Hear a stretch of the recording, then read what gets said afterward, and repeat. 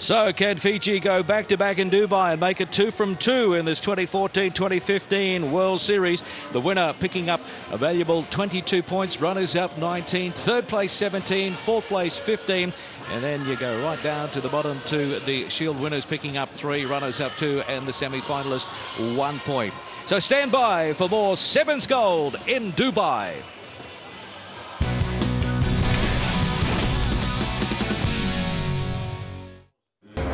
Young Alex Cuthbert, a name for the future, certainly. Spun out by Gareth Davis. For Alex Cuthbert to show his pace, and he's got some gas to burn. Away he goes, the youngster. Brilliant try for Alex Cuthbert. Well, I'd heard a lot about him. I'd never seen him play, but he's certainly justified his selection with that try. Zwandili stick. The 24-year-old who will make the mistake, who will produce that magical moment to clinch the result. Possession is key. It's turned over in favour of South Africa, away by Benjamin. Long temper, drop goal by Zwandili stick. What a finish! Zwandili stick not only kicked the conversion, he's kicked the greatest drop goal in the history, surely, of IRB Sevens rugby. What a finale, what a brave decision, and what a strike!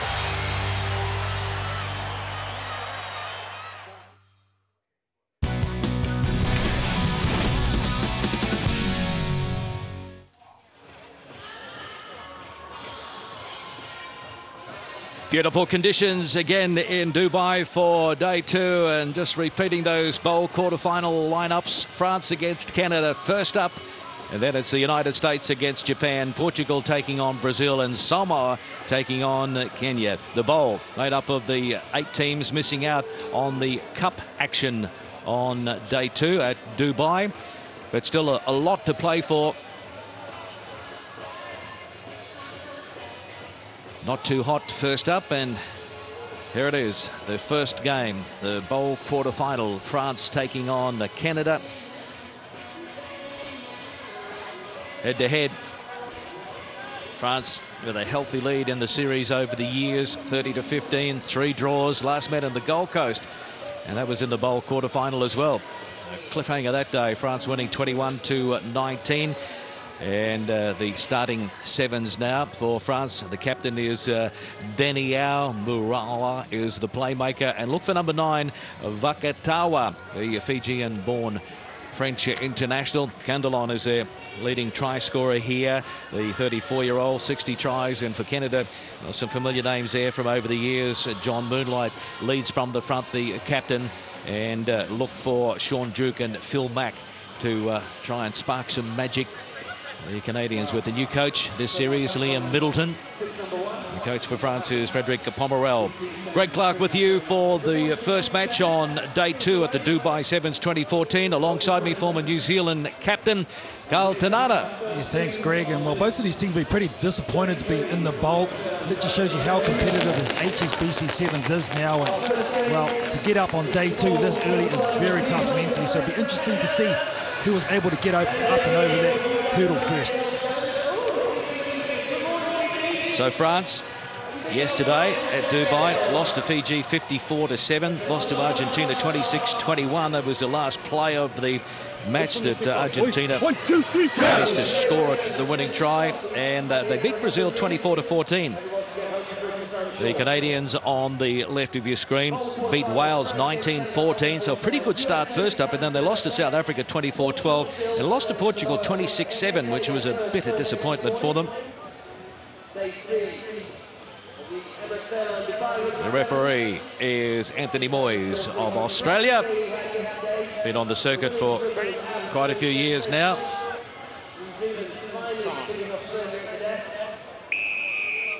So day 2 action is underway in the sunshine in Dubai, and that's a good start for the Canadians. Picked up by Mack, and the bounce is okay in the end for Sean White. But a turnover and an opportunity here for a counter from France. De Ligne got it through some pretty ordinary defence. And the chase is on now. And he'll fling one right over the top.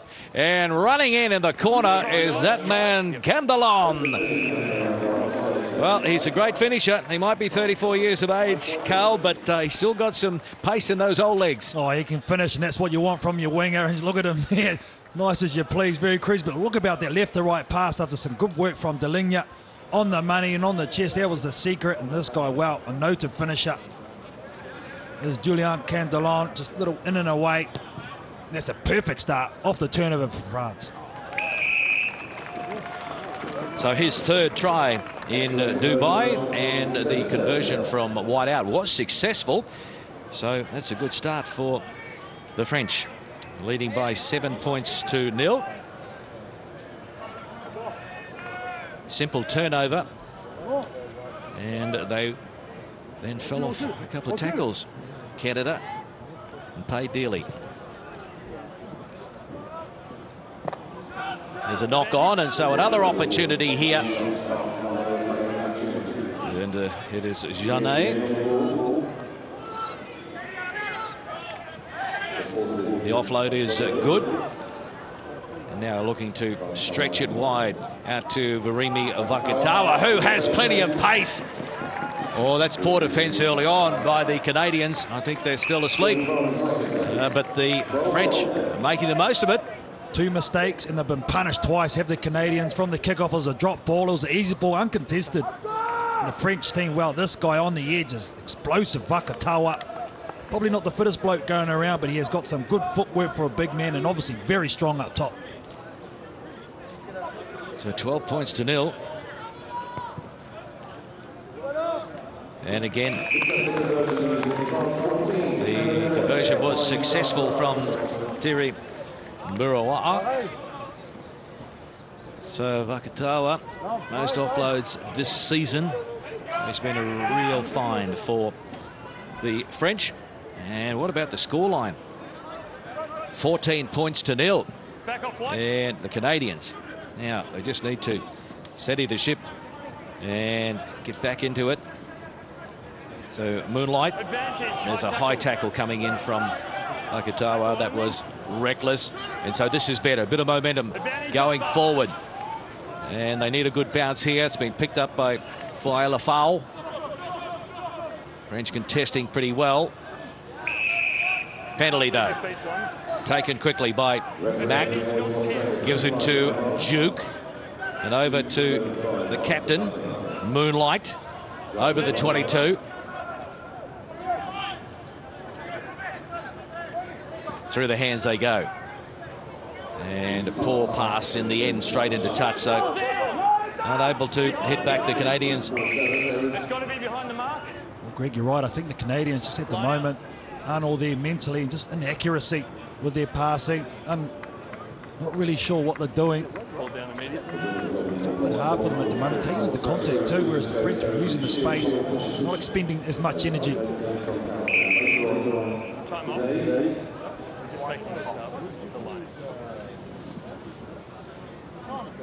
Time off for the Canadians to make a change. So Lucas Hammond is out in jersey 10. Time on.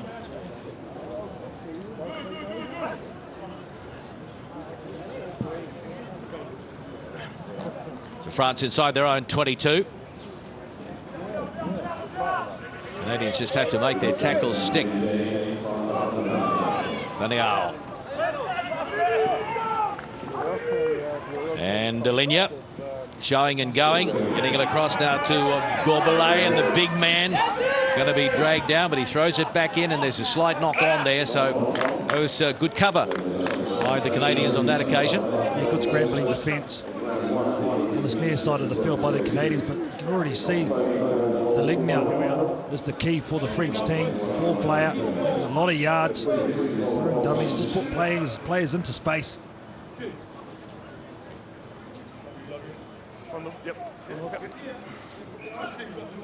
Crouch. Bind. Sit.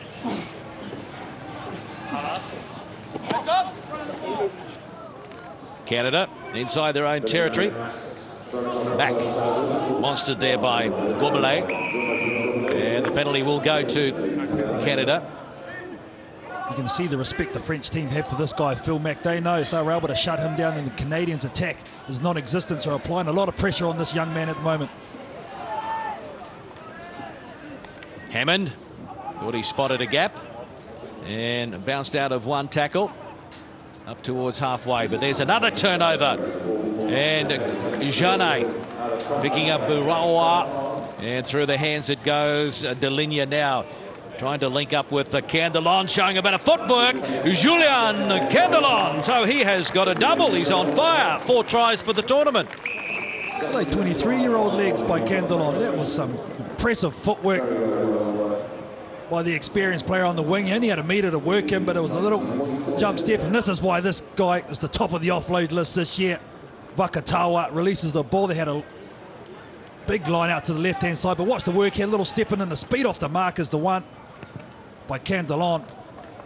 Impressive. So he's impressive in the try-scoring stakes, and also Terry Burawa has been very impressive with his conversions as well. He landed another one, so it's 21 zip. France over Canada. Burawa, bit of hang time there, and it falls for Mack, but he can't control it. So they just haven't been able to get into the game, Canada. No, well, what's really been successful for the French team at the moment is, 1, the offloads, and 2, competing at the breakdowns. They've had 2 or 3 turnovers, and they just can't get a roll on the Canadians because they're having no possession whatsoever, and their body language is pretty negative from Phil Mack. He just has to go into a defensive set here. Siren sounds for half-time. So Ken, the French add some more points? No, they've had enough. Straight into touch it goes, and that is a very handy lead indeed. It is France leading Canada at the break by 21 points to 0 in the first of the bowl quarterfinals. Playing very impressive. Sevens at the moment are the French team, so they'll be pretty happy. Frederick Pomerals will be interesting to see what his reaction is like in the huddle. Pretty vocal to say the least.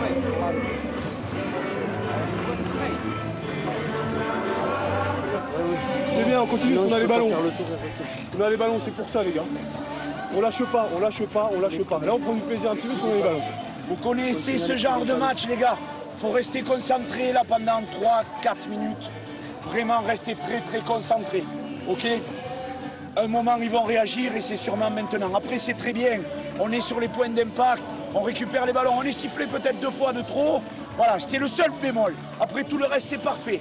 Si on récupère ces ballons, de suite large. S'ils sont venus à nombreux dans la zone, de suite large. Très bien. Et du soutien autour des porteurs. Il y a eu le soutien à chaque fois. 2 mecs. Come on. Go fucking down. If we keep the ball, we'll score. We just gotta keep it, right? Heads up, let's fucking finish this game. Allez, go. Faut que je les fasse un peu plus près, mais je pense que c'est mieux. So, different messages at half-time. New Canadian coach, Zimbabwe-born Liam Middleton, has some work to do with this team. Still has a few of the regular players from the World Series in recent years. And also trying to inject a little more youth as well. The Gold Coast, first event on the HSBC Sevens World Series. Canada won the Shield final. France lost the bowl final to the USA on the Gold Coast. And the French very inconsistent yesterday, hot and cold. Beat Brazil 24-14. They lost their first 2. Now France looking to keep the pressure on. And again they get the ball back from the kickoff. Burawa. And out to Vakatawa. Just spinning out, and there's another offload. Daniel, the captain, up towards halfway. Burawa. And Deligne. Over to Jean-Baptiste Gourbelet. And good carry there. Burawa, Vakatawa, Running now, stepping and fending. And Vakatawa will score again. That's 2 for the match for him, 3 for the tournament. Geez, a real handful against some pretty ordinary defence at the moment, though. Oh, when he goes forward, he's dangerous, isn't he? Virimi Vakatawa. Because he can offload at will, that's the second. Look at the way the body shifts there. Gets rid of one with his footwork and the second with his power. I think all Fijians are born with that step just quietly. And Rua'a just chips it over again, so it's 4 from 4 off the boot of Rua'a, and it's 28 points to 0. Is Vakatawa. I think he's had plenty of practice on the beaches of Fiji pretty much every afternoon. It's a ritual, and throw the ball around a bit. So again, France kicking off. Remember, in Rugby Sevens, the team that scores restarts.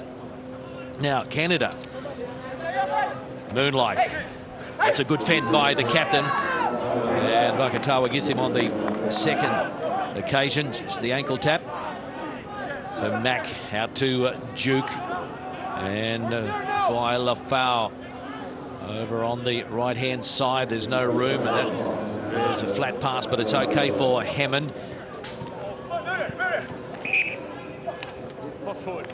Lost forward.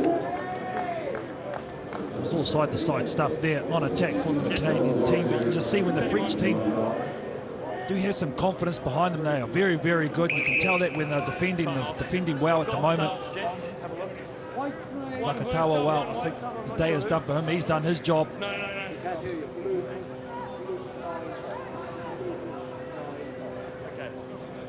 He's coming there with you. Okay, are we right to play now? So changes for both teams. Time on. 28-0, France over Canada. Just how difficult it is for some of these teams to play the first game, because it just looks like the Canadians haven't really switched on. Yeah, the first game on any day is very, very tough. I mean, the lungs aren't there, the mind's not there. And you have to get up this early after 3 long, hard games yesterday. Very tough. And here they go, the French again. It's not mattering to them. Yep, Nurawa stepping, pulled out from behind. Advantage is being played. It's a high tackle, and so the French charge on. And going straight through there is Salbard. Wow, again, a very poor miss by the Canadians. This is disappointing for their new coach, Liam Middleton. Disappointing for the whole squad, because, as I mentioned, it just looks like they have failed to switch on first up on day 2. Well, the French being more committed, aren't they, Greg, at the moment? You see the way they're engaging the line, they're going forward at speed, and that's been the difference. They put the challenge of the Canadians away pretty early and mentally with that shot.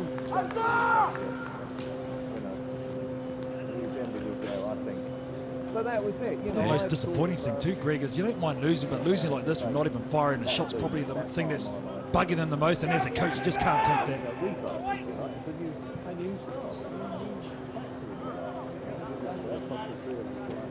Plenty of errors made by the Canadians. Some missed tackles that are killing them. Now, he's finally win one of the kickoffs. Duke to Moonlight. Trying to barge his way through. But Salbard holds on. So Mack and Trainer. Savanovic, oh, this is better. Up over the 22, they won't pull him down. He'll slide across and score. It's been a long time coming, but the Canadians finally on the score sheet. Deservedly so too, finally taking the ball straight ahead with a bit of intent. This guy, Amir Savanovic, being so strong. That's better for them, that's a bit of attitude. It's taken a while, but they're now trailing 35 points to 7 after the successful conversion from Phil Mack.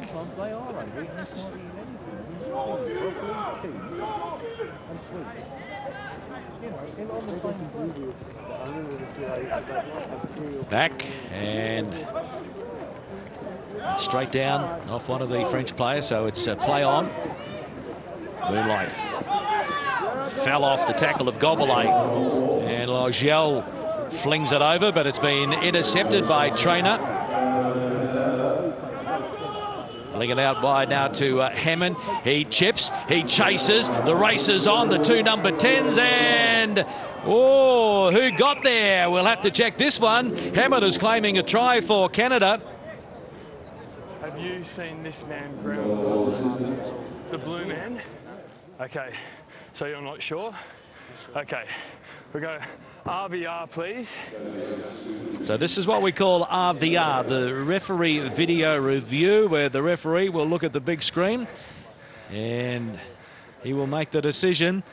So Candlon tried to kick it dead. I haven't seen a grounding by blue, so I'm awarding the try. Yep. The referee is happy that it is a try to Hammond. So Lucas Hammond gets his second for the weekend.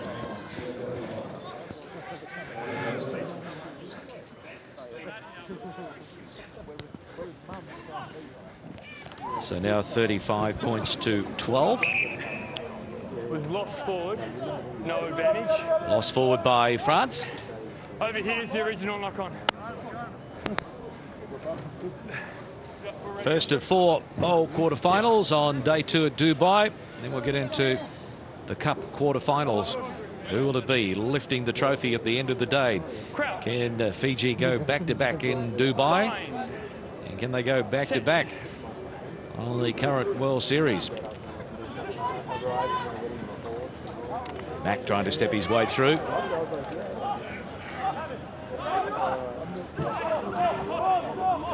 Advantage, offside. Traynor. Winger. Traynor got on the outside of his man.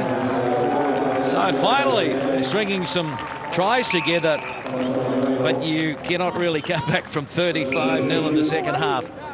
But it'll give them a little bit of hope for things to come later. Go behind. Go behind.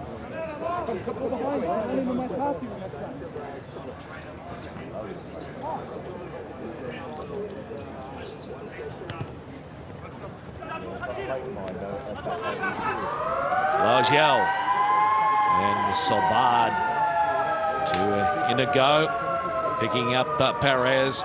Support on the inside is good. Sobard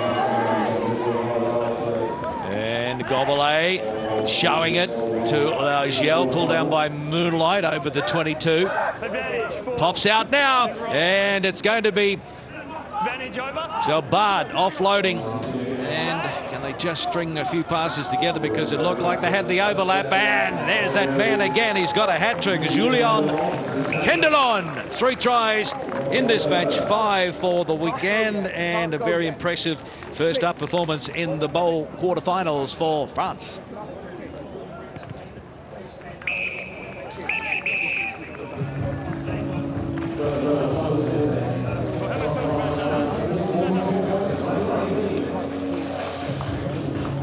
It's going to be Canada going back to the Shield.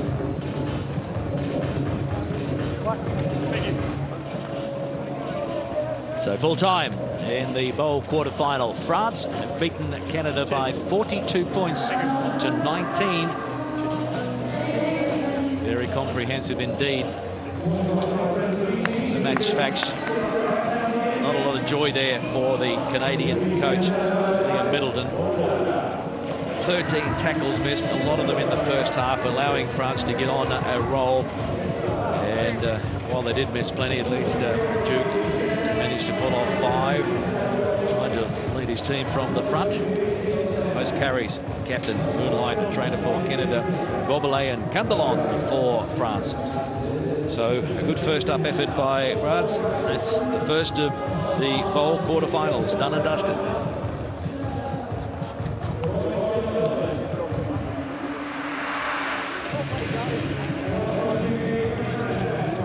So the action comes up thick and fast. The United States versus Japan. These two teams last met on the Gold Coast back in October, when the United States won 26 points to 5.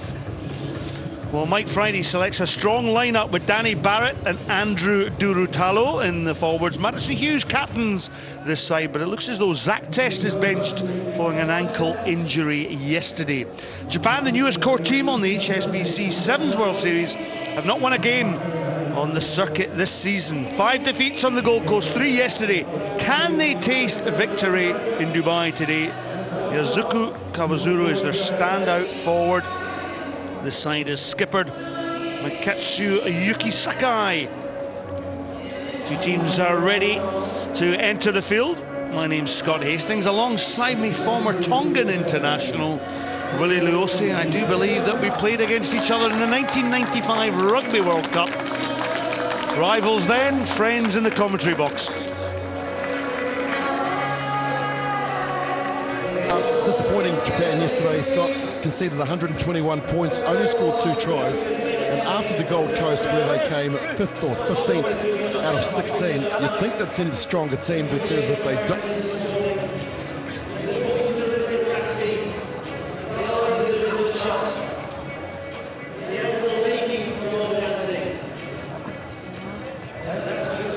Referee in the middle is Mike Adamson from Scotland. Used to play on the circuit, now refereeing and loving every moment of the fun in the sun.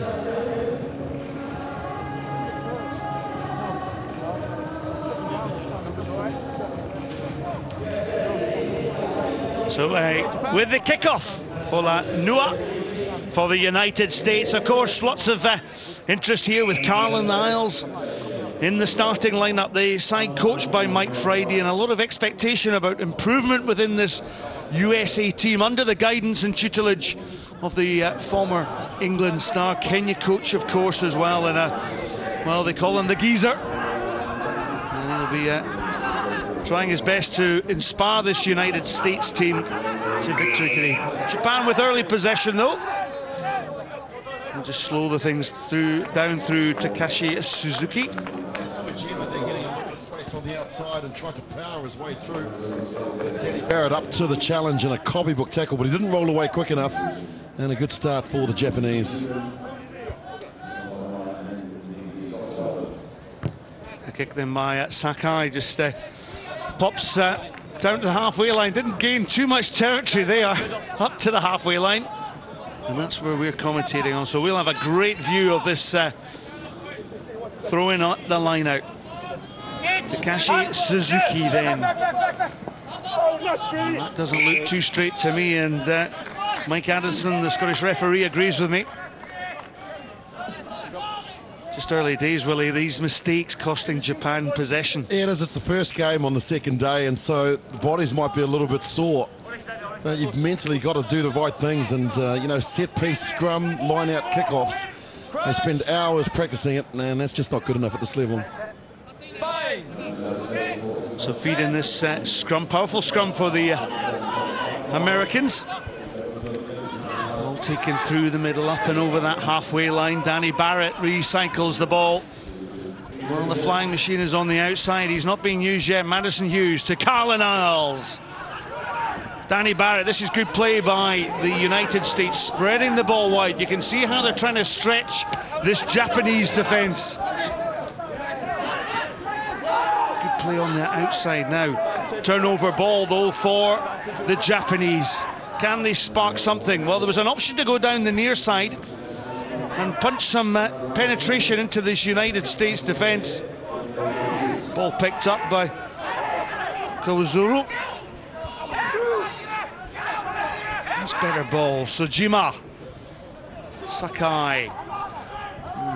Out wide there, Suzuki. Suzuki switch pass now, Japan. There's a sweeper system being employed, and Madison Hughes has, but great support play by Yoshida. Well, Yoshida was a bit scrappy. Advantage being played here. There's men over here. Japan surely must score if they can move the ball. Goto cuts back too. Oh, the pass had to be delivered, and who snaps it up? Well, Carla Niles had an opportunity to snatch the little white pill and run the length. 15 passes completed by the Japanese, and it all came from the mistake of the United States coming down the right-hand flank. Martin Josefo had the ball in contact, and this is where Isles had dropped it, because had he controlled that, it was try time. Closer. Scrum half, Takashi Suzuki then with the put-in. Set. Ball set. Good play here, Sean, go. Tap tackle was good, but Katsuki Sakai in for the try. Probably against the grain of play, but Japan in the lead. Scored one yesterday, and he scores the first for his country today. Durutalo just couldn't get off the scrum quick enough. Identified that one of the props was coming. He backed his pace.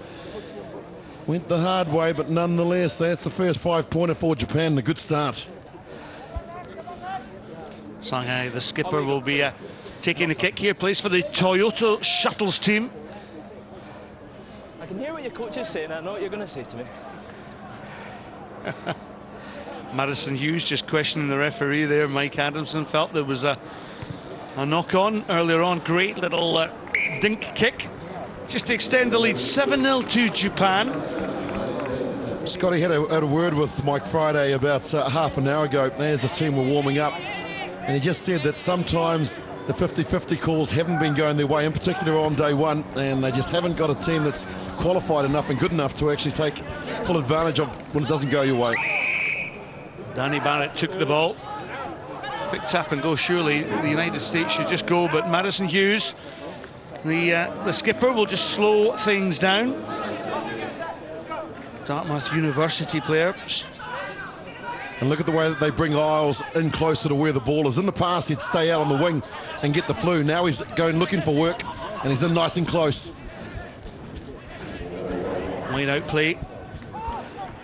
Oh, good step here now for the United States. Now, Isles guddles the ball, has the support though, recycle possession though.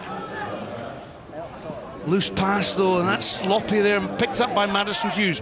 Danny Barrett is on the outside. Now this fella, Danny Barrett, well, Hughes should have given the ball to Barrett, made his pass, and Danny Barrett would have been in under the posts. My only criticism of America at the moment is against Japan, you've got to be physical. There's no point trying to run around them because they're so fit that you're not going to get on the outside.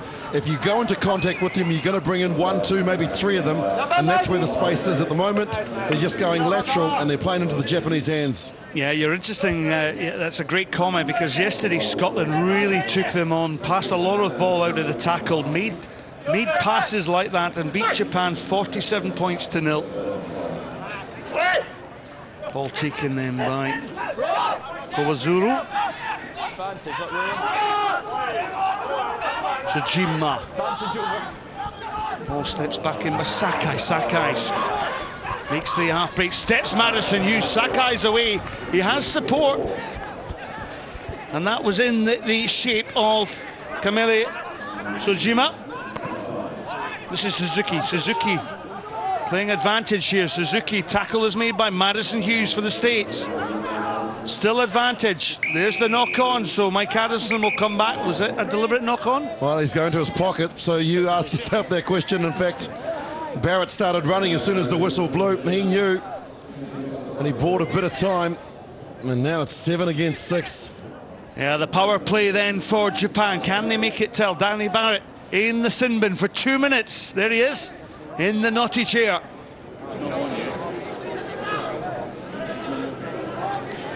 So with the extra man, Sakai will set the play. Looks as though with the they'll come down this blind side. There's this movement. Now they've got men over. If they can get it through the hands. 2-on-1 is played out the tackle. Kawazuru recycled then. Suzuki still an overlap if they can take it out wide. Suzuki with a wraparound, and simple try for Tsujima on the outside. Well executed, and the power play tells over the 6-man United States team. Crucial when you've got a 1-man overlap that you draw and then you pass at the right time, and even the loop that really didn't need to occur, but they did all the hard work down the flank, and then that's the end of it. And Tsujima making his debut here, 31 years old, and he's in for his first international try on the 7th circuit. Let's go. Let's go. Oh, he needs a drink of water before he attempts the conversion. So Sakai, 18 1920 tries to his name, misses the conversion. The half-time hooter has gone, so Japan encouragingly lead the United States by 12 points to 0.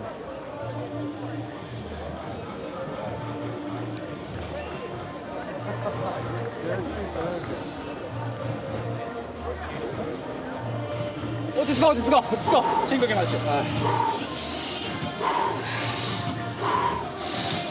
OK。すごいいいプレーです。だけどこれもう一回粘る。アタックもディフェンスもう一回粘る。今粘れてるのは2人目のサポートが早いから。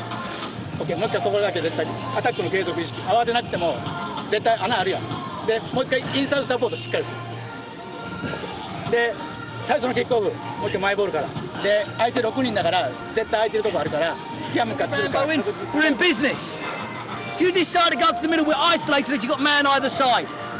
You've got to look after the ball in contact. You get the clear over, you shift again, we'll break them down easily. You can't afford to give them the ball, first and foremost. Secondly, when they have the ball defensively, don't chase them around. Just hold your line and move forward. Let them run into you. Let them go down the outside and make sure you finish your tackle. They're getting these offloads away because we're not doing that part. Okay? No dramas. They kick off, we get the ball back.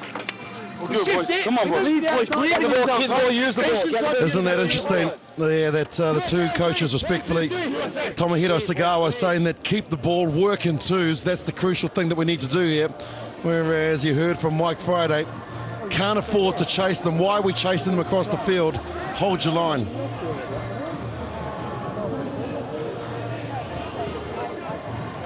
It's useful when my fellow commentator, Willie Lewisi, played in Tokyo and speaks fluent Japanese. It was a pleasure to be up in the Tokyo Sevens. So a change for the Japanese team. In fact, it's Shunya Goto just getting back into position. So, Japan, they lost all 5 games on the Gold Coast, as I said at the top of the game. 3 yesterday. They got beaten 36 points to 0 by New Zealand, 38 points to 12 by Samoa, and 47-0 against Scotland. Can they taste the sweet taste of victory here at the Emirates Airlines Dubai Sevens? Crucial first 2 minutes of the game. Obviously, America is still down to 6 players, but more importantly, if they don't score next, you kind of wonder what the mentality and also the top 2 inches is going to be like for the Americans if they're behind by 3 tries. The Americans, disappointing performances. Started well against, caused troubles for England. One of the playmakers that we want to see out on the field, Perry Baker, he has been benched. Don't know if that's through an injury. The information still awaited for us. Ball in behind the back. But an offside given against Horika Yoshida.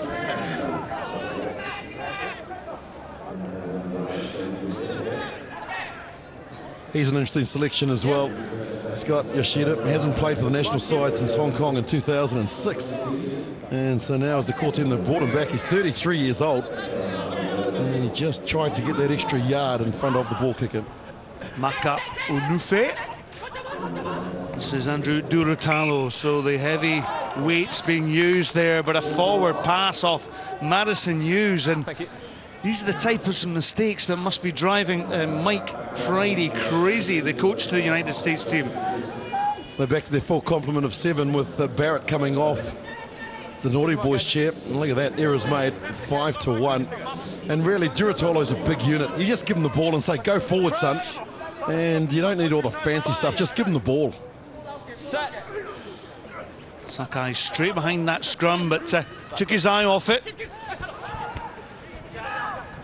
Fulanua was bearing down on him, but Japan recycle that possession. Kawazaru. You'll see the second man in there went and made contact with the man on the ground, so rightly penalised for sealing off. I've just got a feeling looking at this, they're so slow today, there's no urgency in their play. They just need to commit the Japanese defenders. Unufi sets off that play. Good show and goal by Fulanua. Nua up over the 22. Has he got the support? Japan getting back in numbers, reset the defensive alignment. Danny Baker goes in, but he's getting pulled in. Vantage one in the side. One side. Discipline a problem here for Japan. 4 minutes remaining. They lead by 12. Tap and goal movement by Durutalo. Surely opportunities out wide. Oh, it's a lovely goal, but a tremendous tackle there by Sujima. But nice footwork there for United States through Makao Nufe, showing real class there to go in behind the post. So that's got the United States back into this game. Second try here in Dubai, his 10th of his career. And it was just a matter of possession, territory, and the rewards will come. So the conversion is good, which means that they only trail by 5. Here we'll see the offload. Isles is getting a lot more involved, and here a lot of footwork, a lot of pace and power. Good reward.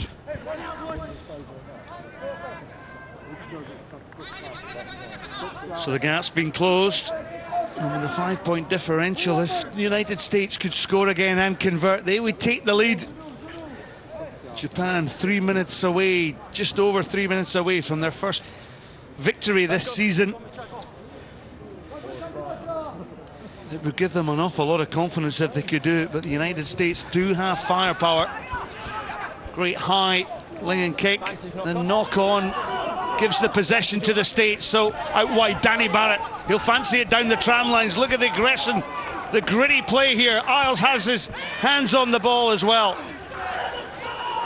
Fighting for the ball is Danny Barrett. The scoop pass, but advantage had been played, and surely Mike Adamson, that's 2 side entries for Japan. He must be thinking about a yellow card. Kuazuru, right from the start, the kickoff wasn't accurate, so they gave possession back to America, and they're coming through the side. That's just brain explosion stuff. Really, they need to try and keep their composure. They're ahead by 5. Madison Hughes then grew up in London.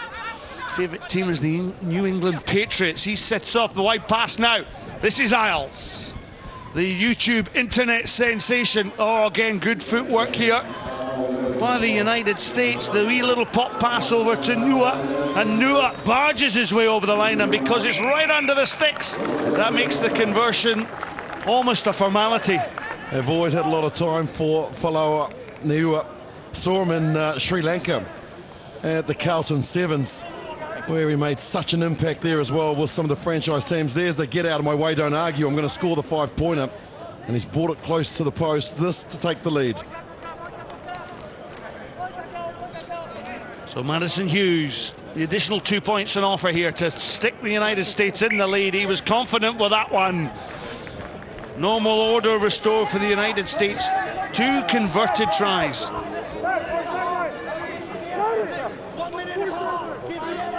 The kickoff was the key the last time. Kuazuru got up, knocked it forward, gave possession back. This is the most important kickoff for Japan in the whole match, in fact the whole tournament. 1 point from the Gold Coast. They win here, they know that they're going to get more than they did last month. Fulanua then, that left restart. Paul Tentikin on this Japanese team. They're going to have to work this ball through the hands. Yasuka Kuwazaru. Oh, nice little slip pass here into Kusuki Hano. Hano with a little pop pass. Now they're getting numbers here. Ball goes to deck but recycled. Numbers still wide. This is a sweeping play and movement. Oh, the ball down on that far side was spilt by Bikameli Sujima. I'll tell you what, Mike Friday will be having kittens, and he'll be having the same hairstyle that I've got at the moment, because you put the first kick up and Kuazuru drops it, and then what do you do the next time? You kick it deep and give them possession. That is an experience. Oh, you could see there, well, we've all done it, haven't we? Sujima took his eye off the ball. It's so easily done. Well, there's the final whistle coming up. There's the hooter. Madison Hughes, feed the scrum, kick the ball out. Kick the ball out, you've won the game. But rather lazily, Faloa Nua eventually kicks the ball out. It wasn't pretty. They were down by 12 points to 0, but United States were good enough to come back and score 2 converted tries. Japan still without a win in this season's HSBC Sevens World Series, but it's the United States that will move forward into the bowl semi-final. Japan down to the Shield semi-final. Finals score 14 points to 12. Well, you can see with 10 missed tackles that cost this Japanese team absolute dear. Total ball given away as well. There's one and tackles completed there, but very disappointing. As we look at the top individuals now who are there with the leading tackler, Hano got through a bit of work as well. And it was Soijima who for Japan carried the ball on 5 occasions.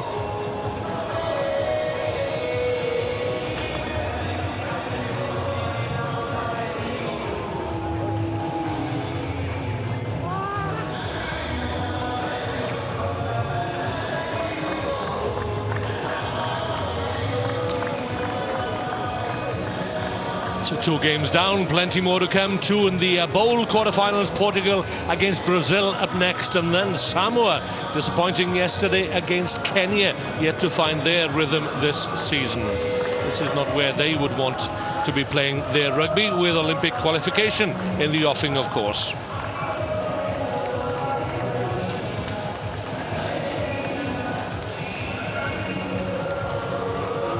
Early days here on the finals day in Dubai. Coming up shortly then, it's the 3rd bowl quarterfinal between Portugal and Brazil.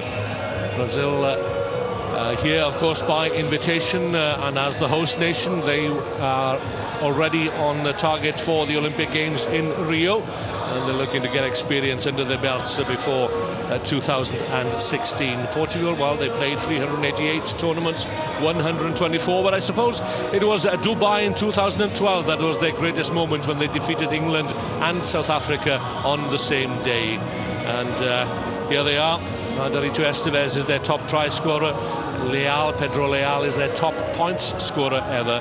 But it's a team that has been around for a number of years, and like Brazil, of course, the newcomers led by Fernando Portugal. And we've seen some good glimpses of good rugby from Brazil on the opening day here, particularly so from Fiori and Daniel, the 2 forwards. So here we are then, Brazil in yellow, and Portugal rather on this occasion in blue, as opposed to their traditional green and red colours. Green shirts, if they looked a little blue on the screen in front of us here. It's very early morning here in Dubai, Willie Lowe say. About to say, when you put your glasses on, there's certainly green from the TV screen I'm looking at. Hold on, Willie Lowe, I managed to shave cleanly this morning. I see you have a sticking plaster on your ear. You're lucky you didn't do a Van Gogh. You should have heard what the cameraman was singing on the bus. It wasn't complimentary. So Portugal so far this weekend lost to South Africa by 36-0 and to Wales by 26-21, but they did Wales a favour by defeating Canada last time out yesterday, and have given Wales a lifeline to the Cup quarterfinals. 110 marches now then for Australian referee Matt O'Brien. All we need now is a time check, and we'll get the game underway.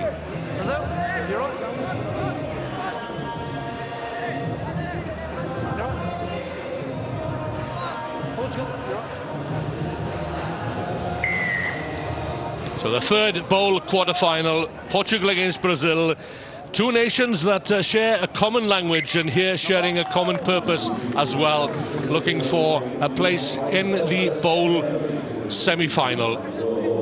It'll be interesting here to see how Brazil cope with the Portuguese. They've been concentrating on their tackling and on their defence in recent weeks, knowing that is a crucial area, of course, in sevens. I was really impressed with them, with the way that they came out against Fiji, and particularly yesterday, win on day 1, not overawed by the occasion or the bigger Fijians, and actually played the better sevens in the first half before they were beaten by 36 points to 5. But as I say, their skill set, their ability to move the ball and go into contact is very, very, very good.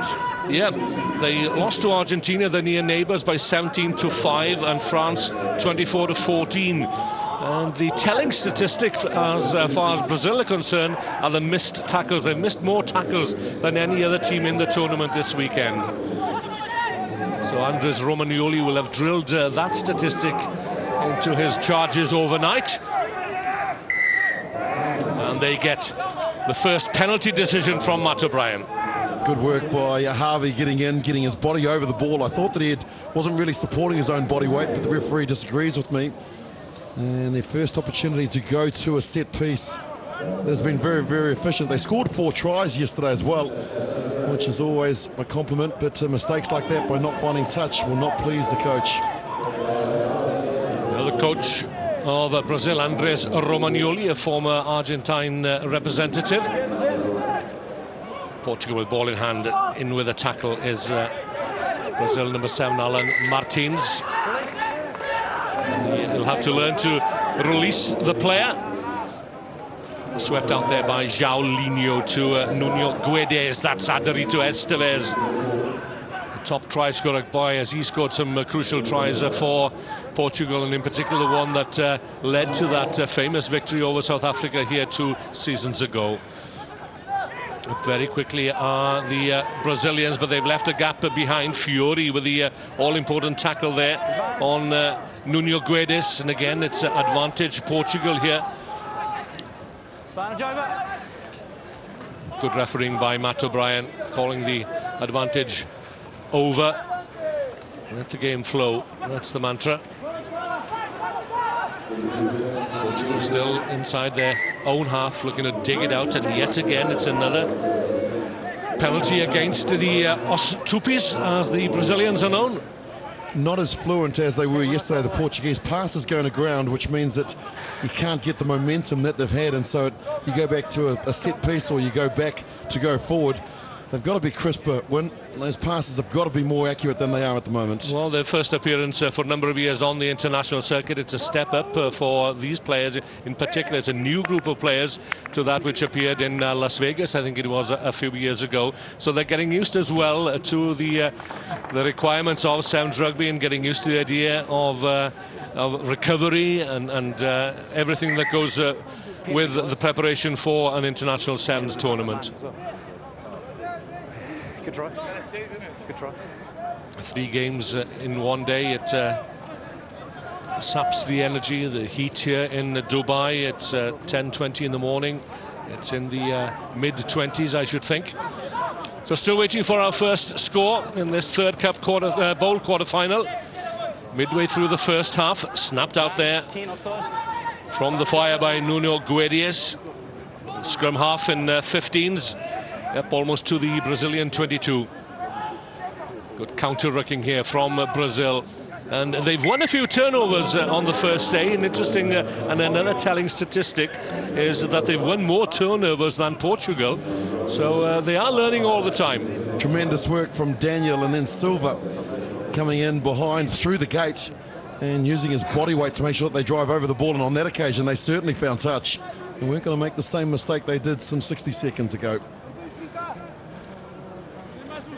Brazil, a nation of some 16,000 players and 300 clubs, but now have 20 contracted players who train at the São José dos Campos site in Sao Paulo, and they're trawling clubs worldwide for players with Brazilian ancestry to come and qualify for the Olympic Games in Rio in 2016.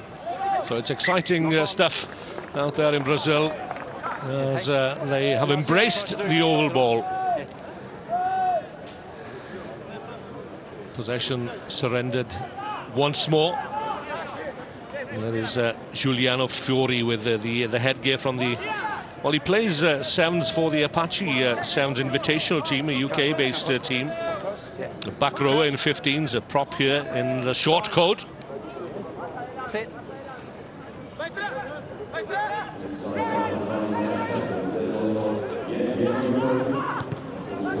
kick favoured this time. The long kick downfield, tracking back is Alan Martins for Brazil.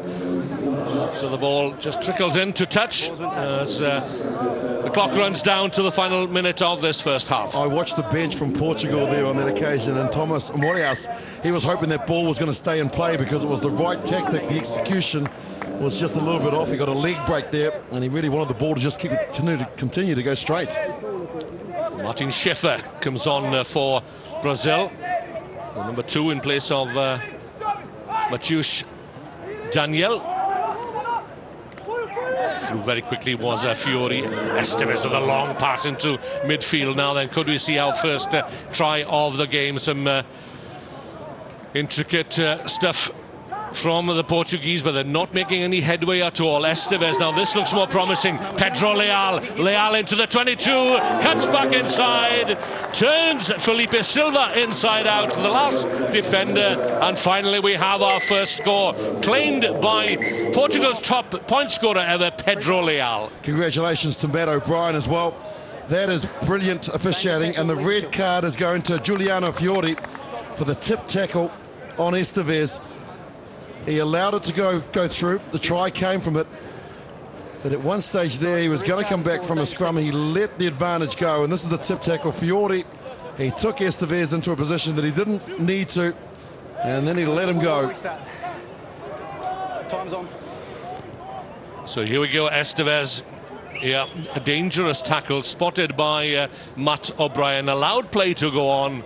And Portugal have a double advantage. They're in the lead on the score sheet, and they have the advantage of the numbers for the whole of the second half. If you take a player into a dangerous position, you've got to make sure you bring him to ground. You can't tip tackle or lead with the head. And it wasn't yellow, it was straight red. So that's the first straight red of the weekend. And Pedro Leal adds 2 points to his try, and this will be the final play of the first half. So things not looking good for Brazil. They held Portugal out for the greater part of the opening 7-minute period, and now it's a true test of character for the Brazilians as they're down to 6 men, and suddenly they're looking to up the tempo here. But when you sometimes up the tempo, then the mistakes creep into your game. But there's an edge to it suddenly following that red card to Fiori. Martins goes without the ball. Again, you may have heard Matt O'Brien say advantage over. This is Fernando Portugal, the captain, to Schäfer.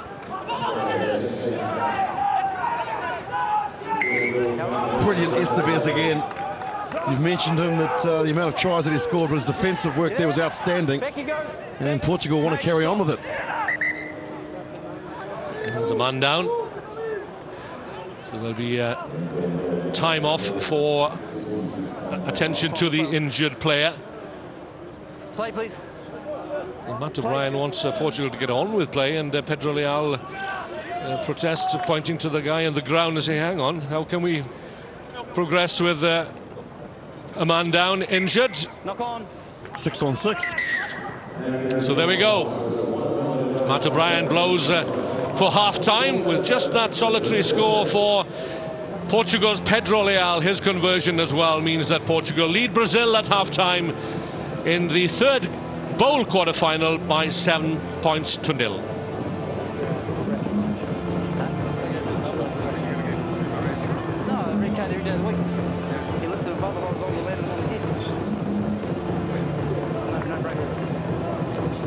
Boa, boa.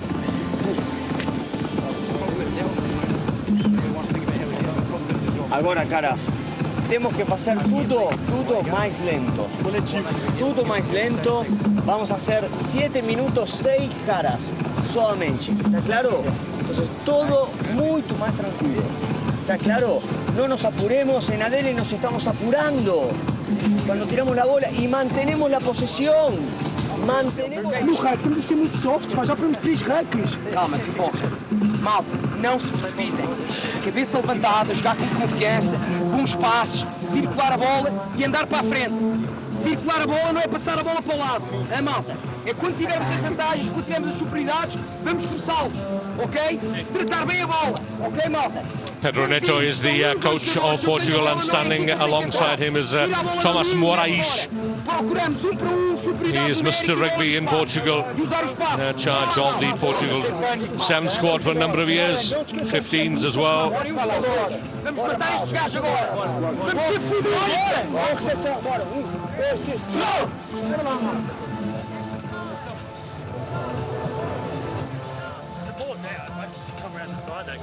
Yeah, it wasn't out. I know what you're saying. Yeah. If you're going to be part of that front.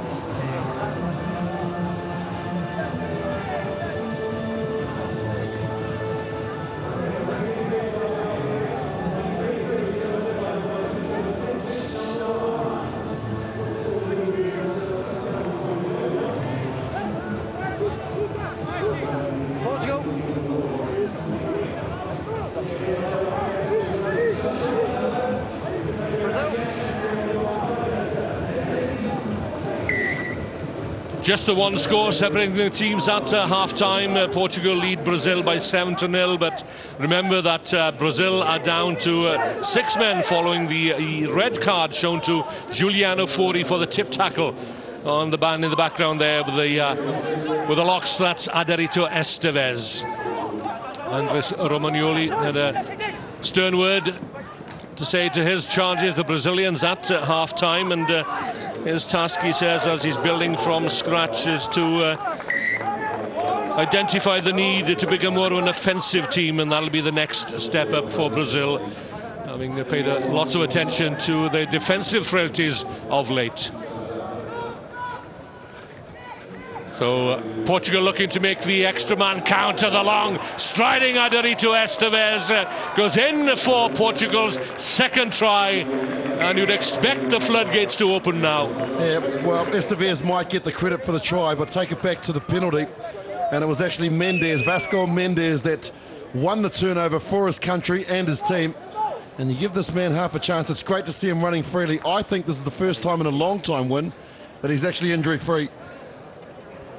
Yeah, he can be quite a handful, Aderito Estevez. He's put on a few kilograms since we saw him first on the 7th circuit. As we all have. Well, yeah. Yeah, Didi, as he's known, he was a bit of a show pony then. But he's certainly one of the characters on the 7th circuit. Aderito Estevez, and Portugal double their account, 14-0.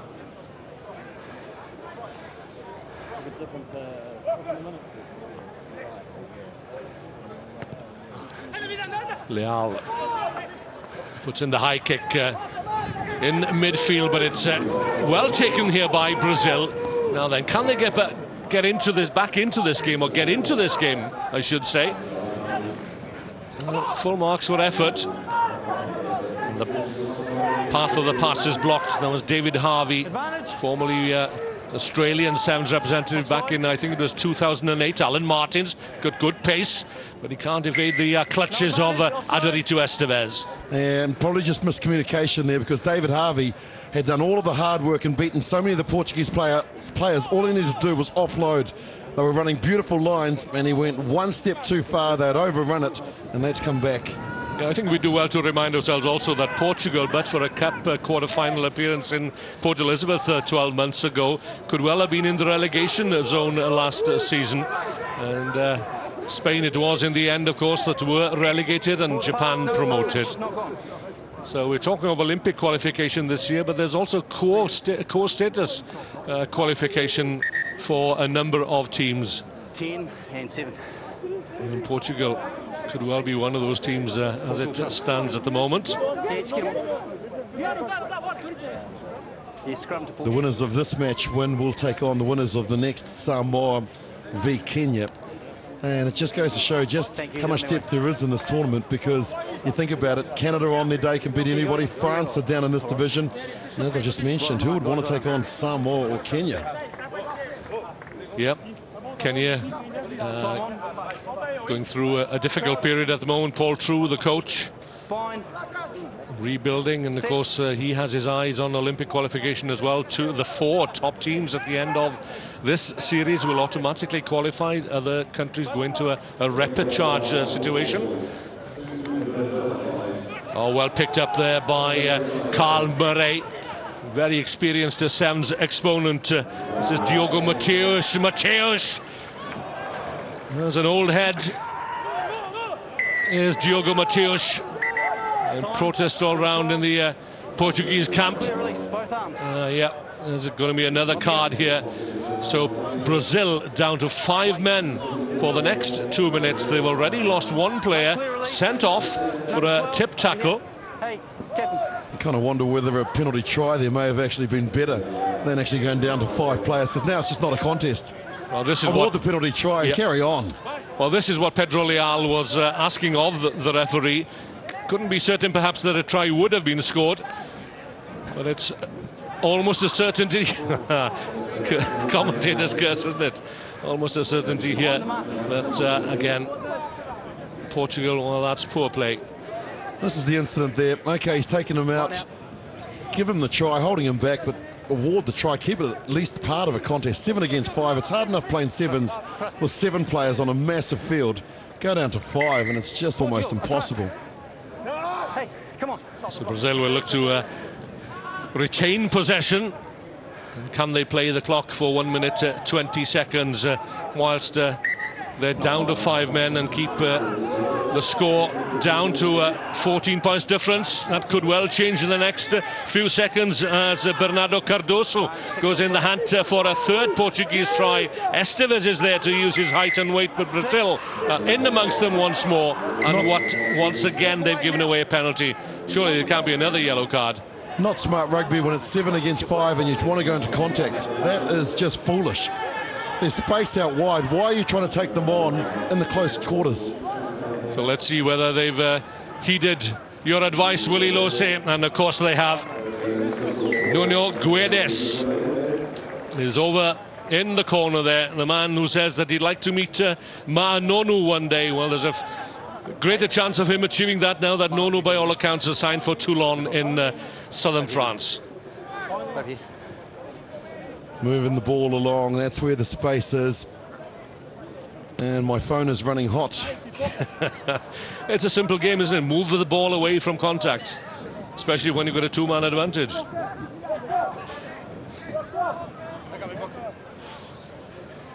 So Portugal have this one wrapped up. That Brazil have been their own worst enemies. On comes Andres Silva, wearing 12 for Brazil, and he showed up well on the first day. Not the tallest of players, but he is certainly got a big heart. Some big tackles coming in from the diminutive Silva, taking his place out on the left wing there. Might well get possession here as the ball goes through the hands of Lucas Duque, the number 5. And there is young Silva coming in. 40-odd seconds remaining. Let's see whether Brazil can get onto the score sheet here. Kicking away possession. Can ill afford to do that, really, especially when you're down to 5 men. Hugo Valente, he wears 10. Again, looking to utilize the extra men out on the left. That's Cardoso. He's got support from Diogo Mateus. Mateus, well, I think he may well have tripped himself up there. Got tackled by the invisible man. Yeah, one of the oldest guys on the circuit is Diogo Mateus. I'm sure last year he was the manager of Portugal, and David, his brother, his twin brother, was in the ranks here. Loyal supporters of Portuguese rugby over the years, Diogo and David Mateus. There goes the hooter as Hugo Valente is pulled down on the Brazilian 22-meter line. Referee Matt O'Brien waits for advantage. It's there for Brazil. Well, it's going to be a long run-in if they are going to get any points on the score sheet here, which does not look likely. And less likely now that Matt O'Brien has blown for full time. So the red card may well have done for Brazil. They were down to 6 men and 7-0 at half-time. But Portugal also made heavy weather of this third bowl quarter-final. They've defeated Brazil by 19-0. So Portugal will meet either Samoa or Kenya in the bowl semi-final.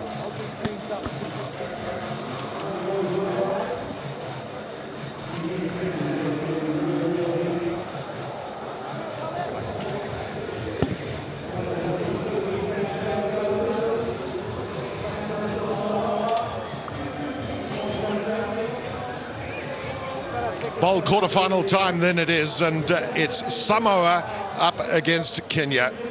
The loser will move to the Shield competition, the winner to the bowl competition in the semi-finals.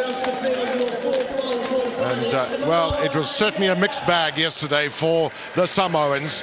Just the one victory for them over Japan, and the two losses, and a pretty heavy one against New Zealand, which they'll be smarting from too, considering that they were a Gold Coast finalist in October.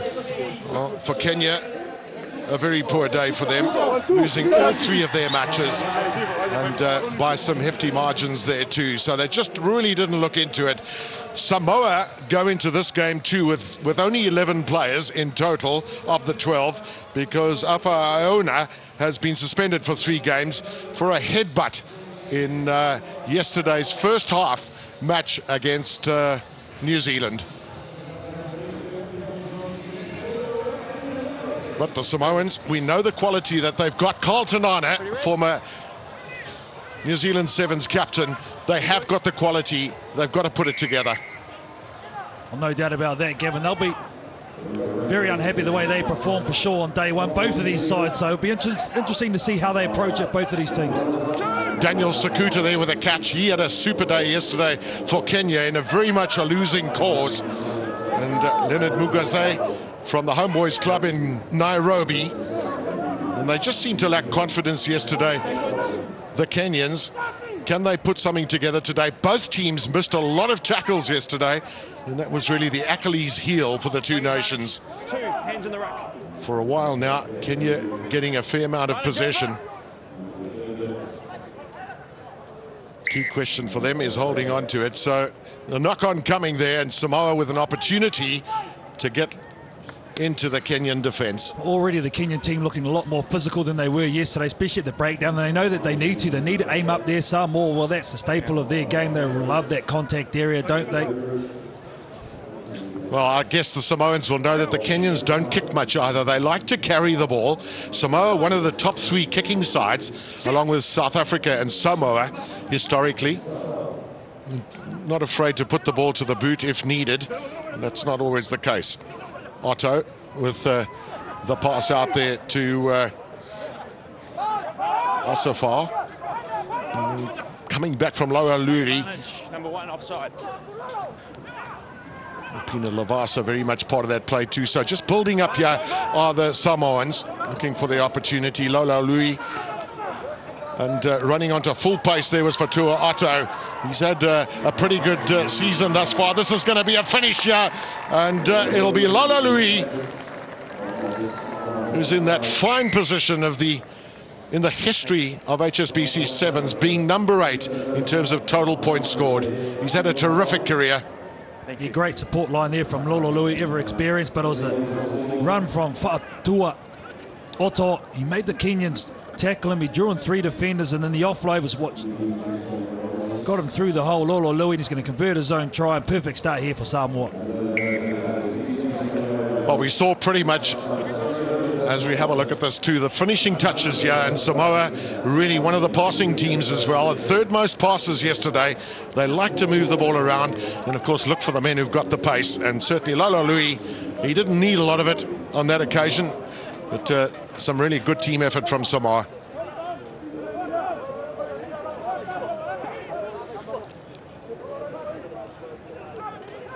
Try scorer with the kickoff. These kickoffs are absolutely vital. Get them right, and the players spend a lot of time on the training pitch making sure that they get them right.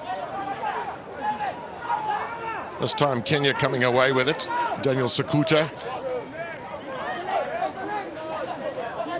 just played a little bit individually yesterday too to the Kenyans. They didn't quite get their things going. Leonard Mugwese with the pop pass. Andrew Amonde is just such an important player in their team, the most experienced.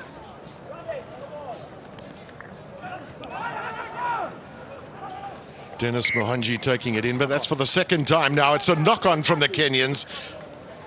They really have the threats on the outside as years gone by, have the Kenyans with Collins and Jera and guys like that, the experience, and it doesn't spread the field and open up the holes as much for these guys in close for the Kenyan side. So that's probably what's ailed them in day one, what I saw. And the Samoans are at the moment just playing their natural game. They're being more physical, they're being more direct too. Let's go. Yeah, Paul True certainly got his work cut out as coach of the Kenyan side. Really not having his first choice selection too, due to unavailability of players and some writing exams. It's that time of the year. Never that easy for them. Yusufo, well, lovely little run and a little show and a little go. And it's number 2 for Samoa. That's a heads-up play from the halfback. It was a good stable scrum. It was a 2-on-1 situation.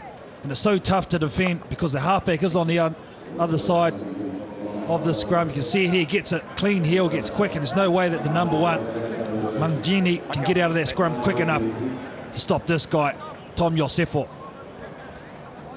45 points this season for Tom Yusufo. No problem with the conversion too. So it's been a good start this for Samoa. If you would have asked me before the tournament that Kenya would be in a playoff in the bowl quarter-final with Samoa, you would have laughed out of the stadium. Kenya 14th in the Gold Coast. So not a great performance from them. Of course, Samoa played in that fantastic final. And really just haven't got through the gears. It looks like maybe they're starting to peak at the right time. 2 grueling days it is for the players. 3 matches on the first day, and then you're into the knockout stage. And the 4 trophies at stake. Samoa, their defense spreading somewhat. Decided on a rush defense there. Now here come Kenya. They're desperate to get out of their own half of the field.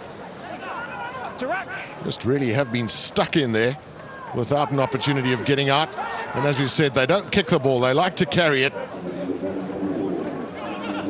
And Samoa making sure that they've got a sweeper patrolling the back just in case that happens. Now Dennis Muhonji just might have needed a pop pass there, because the Kenyans don't want to compete with the Samoans at the breakdown. Try and keep the continuity when you're in the tackle, but you need support for that. Close in support, that is. Muhanji's tried really hard in this game. In fact, he's tried hard all tournament, and that's not a good pass, that from Oliver Mangeni. Well, 36 seconds left in this first half, and just looking at the statistics, the tackles completed by Samoa, 13, and the Kenyans 2, and that's what you spoke about, Gavin. They just like to pass the ball, they like to keep possession, but they're going side to side, they're not going forward, making much territory at the moment, and they make mistakes when they actually do make some ground. Carl, the other thing as well is at the breakdown point, you know, they've got the worst turnover differential too, so they don't want to be competing down there. They've got to just be a lot more accurate. Points. Sit. Yosefo. Opportunity now. First time they've really been in there, 22, as the half-time hooter goes. Otto looking to set things up. Then the little chip there from Asafoa. Kenya caught with just a sweeper at the moment. And that's Tony Opondo. This time they've managed to hold on to it, Kenya. Also desperate to get some points on the board. They've often gone into half-time with the opposition having a substantial lead, but here is an opportunity. Amonde with the pass, and here comes their chance. Oscar Ayodi, can he hold on? Yes, he can. That opportunity come from a Samoan kick. They picked it up, and the number 10 did well. Tony Opondo waited for support players. They were caught without a sweeper initially with the Samoans, and well, was that the spark that they needed? Kenya, they need something. Ayodi got there just. Here it is here, some nice interplay. Always got players in and around the ball. Desperate defence here from Samoa, but as a sweeper, when you're in this position, your back turn is so tough to defend. Tom Yosefo tried to get there with his make-up speed, but too strong. This is a man that Paul True believes is part of the future of Kenyan rugby, Oscar Ayodi. A very good attacker and a key player for the future. So there's a lot of young players in this Kenyan side, and they're still learning their trade, I suppose. So this experience will be very good for them. But results are important. So at half-time then, it's 14-5. The Samoans lead by 2 tries to 1.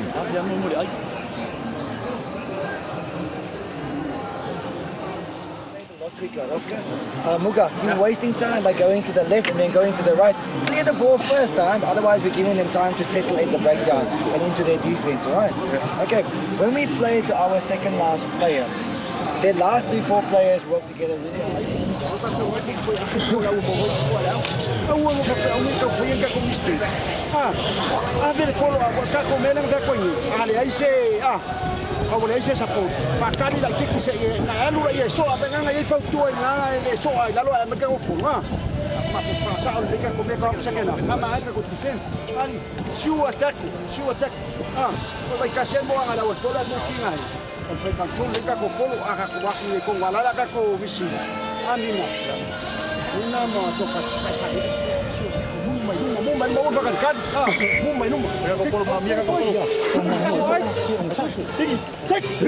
So Tiki Tafua, outscore them. Couple of words from him. Let's find your strength and let's hang on to our ball for 1 or 2 more phases. And the last words there from Paul True. Well, I'm not too sure what Tiki Tafua was saying there, Colin. I don't know if you can help me out, but certainly he had the attention of the players. Yeah, most definitely, Gavin. No, my Samoan's pretty average, but I think the one word I heard him say was support in and around the ball. So that's what they'll be wanting. But for Paul True, was talking about clearing the ball from the ruck area. They go to the left, they go to the right. They just want to get the ball straight out to their players. Hold the ball up and give Samoa defence time to come up and make their tackles. Yeah, they don't want a street fight at the breakdown point. It's quite interesting over the years how Kenyan rugby has evolved too, Colin, and from your days and even earlier than that. You know, they weren't as physical as what they are now, but there's some big boys here, and they've worked really hard on that. Oh, most definitely. I like their body shape. They really are built very strong up top and for speed. Well, a little bit of what we call a vurvur kickoff. Going here, going there, going everywhere. It's the Samoans who come away with it. Yusufor with the change of direction. Now an opportunity and a chase downfield. This is good running this by Lupina Lavasa. Yusufor, change of direction. One of the Samoans are down at the moment, so they've got 6 men in play. And the charge there from Osofolau.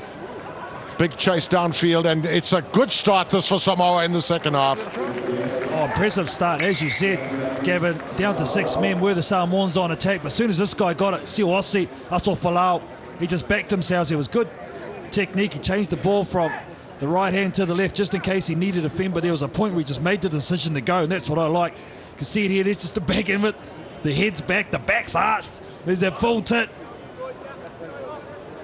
Oh, straight in there, but great to see. I love it when players just back themselves and go for the line.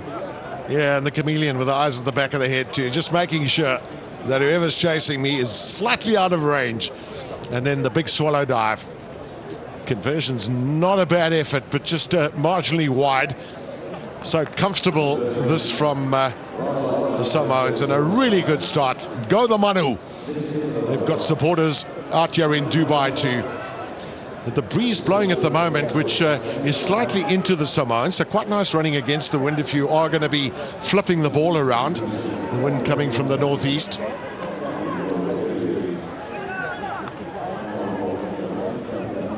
So 14 points the difference. Can Kenya come back? We're into the second half with just 5 minutes to play. A little knock on there from the Kenyans, but the first one was from Samoa, so it'll be a Kenyan put in at the scrum. One guy who's been a noted try scorer for the Kenyans is jersey 6, Daniel Sakuta. Somehow he just has to find his way in and around the ball. Crouch. Now, the Kenyans want to put pressure on the Samoans too in terms of making them defend. Because interesting enough, while over the years they've been good defenders, they've got the worst turnover, or rather the worst missed tackle situation here in Dubai along with Brazil. So they've got to really try and run at them. But they need accuracy with passing. They need accuracy with catching the ball. They need accuracy with protecting it too. But here they come, Kenya. The words of Paul True at half-time, somewhat ignored. Quick pass infield there from Lola Lui, and here comes Samoa. I think Kenya sometimes battle to keep their structures too in defence. And of course, it's all very easy for us to give the constructive criticism. Those guys have had a heavy first day, and it's pretty warm here in Dubai. Yosefo, lovely running by the halfback, and a beautiful switch inside. And Asafalau will finish it off. Try number 4 for Samoa. Emphatically puts it down to Asafalau. But you're right, Gavin, they weren't connected in defence. The Kenyans, they were running backwards, and then when that guy there, Tom Yosefo, took it forward, he ghosted straight through the gap, and just a late cut was always going to beat the sweeper.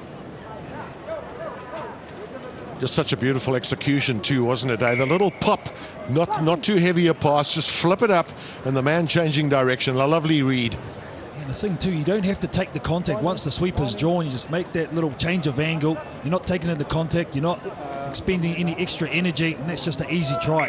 You're right, very well done, very well worked. Number 6, red 6.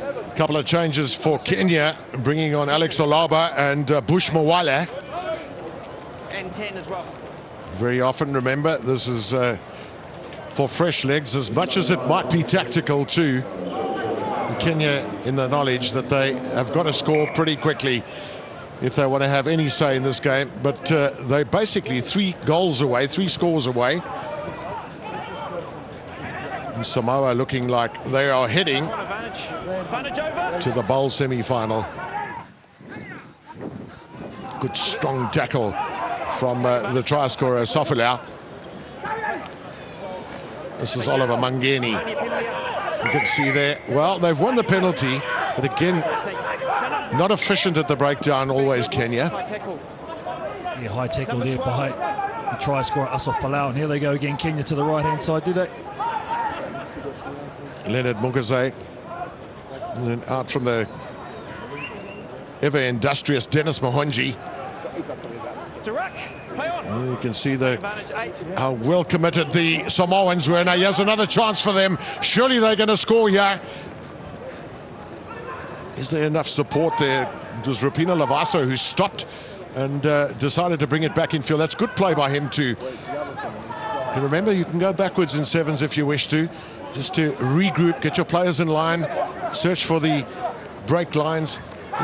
This is where Kenya maybe have let themselves down. They haven't got that ability, the same as the Samoans, to launch the ball off the ground to the player following up.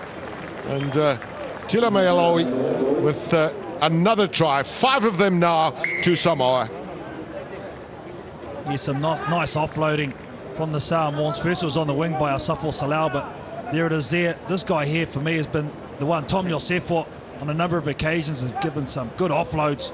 The easiest try there for Tila Mealoi to get his name on the score sheet.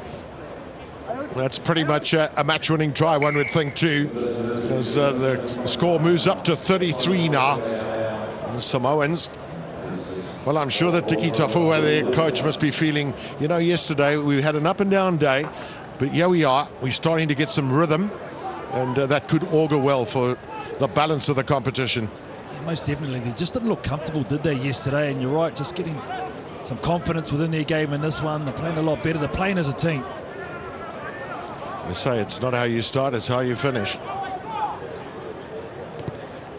Lala Louis, he's got 1 try of the 6 that have been scored, or the 5 rather, that have been scored by Samoa. And the floodgates might open in these last few seconds. Here they come now, Lala Louis. And Asaf,